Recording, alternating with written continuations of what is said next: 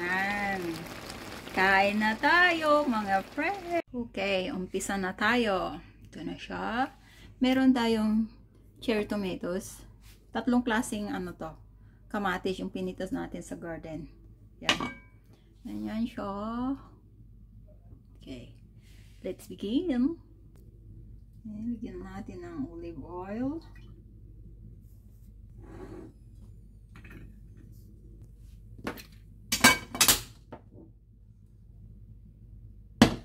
Mainit na yung kawali natin. Kanina pa. Kaya pwede na natin yung ilagay. Tustahin lang natin ng konti ang ating konting karne.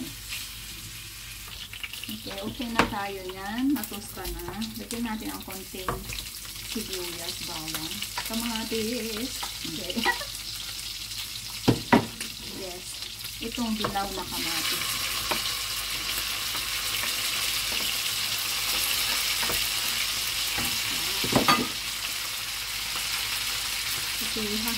Paminta, kunting toyo, ilan,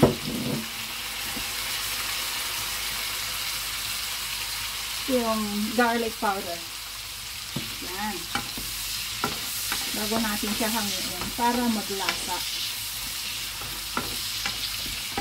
Yan pa natin ng kunting toyo.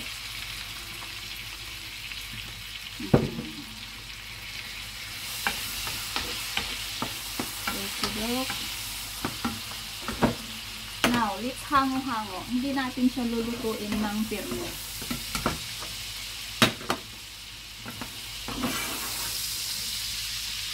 Kasi tatapins natin yan mamaya para hindi siya ma-overcook.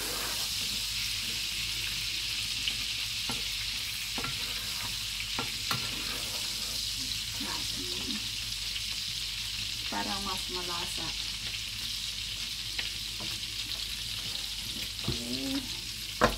Ito natin yung ating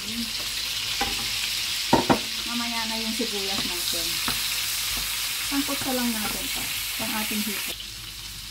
At ito yung ating sili para mamaya. Wala akong sariwang sili kaya itong naka-preserve ang ginagamit ko.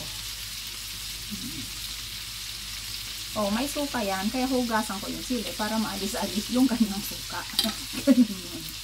Provides ba? Okay, sa palagay ko, okay na ang ating hipon. Kasi masarap kasi pagka nasangkot ka siya ng konti. Alam mo yung meron sa dito na yung kumakapit dyan, yung nagpapaslasa. Ang tatas ng hipon. Ganyan. Lagyan natin ating sibuyas at bawang. Sabay-sabay na yan siya. Okay. Walang procedure sa akin.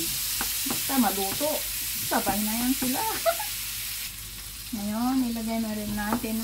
Medyo golden na yung ating sibuyas. Hindi naman golden. Basta nagisa lang.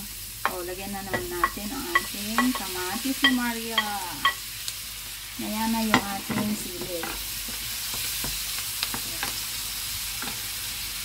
Ayan lang natin siya ng konti dyan. Magisa lang konti yung ating sibuyas. Pero, lagyan na natin ng konting paminta. Oh, naparami ako ng paminta. Bakit nilalagyan ang maaaring sabihin nyo, yung opo ng paminta. Okay? Ang nilagyan ko dyan, yung hipon. Para mag-alis-alis yung lansa. Yun. At,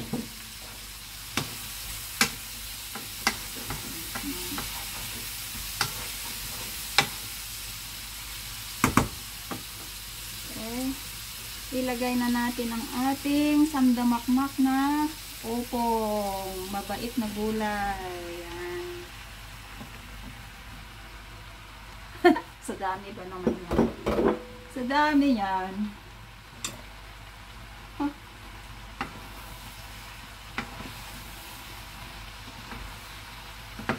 Supply ko na yan ng ilang araw.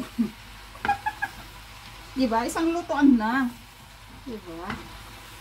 Kasi alam mo, sa abroad, minsan ang luto na, tapos ilagay mo na sa rep. Ganun yun. Pag naumay ka, lagay mo sa freezer yung iba kung gusto mo. Kasi uso dito yon, naluluto na, lagay sa freezer yung iba. Pinit mo na lang, lalo na kung meron kang trabaho o ano, para pagdating mo, ipainit mo na lang. O, pala. Okay. Okay, balikan natin yan bukas. Mamaya. Takpan natin. Pusa na yung magtutubig. Now, buksan na natin siya. Ayan. Nagtubig na siya ng pusa. Kasi ang upo nagtutubig yan, di ba? Ngayon, ilagay na natin yung ating niluto kanina na pampagulat na konting karne. Pinaibabaw ko kasi, pinahuli ko pala kasi medyo crunchy siya. Ngayon, lagay na rin natin ating sili. Kung gusto mo ng mas maanghang pa, isabay mo na sa luto ng matagaan sili.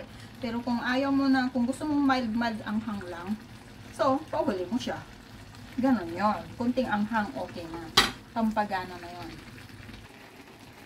Ito na yung finished product ng ating opo. Yan. Kain na tayo, mga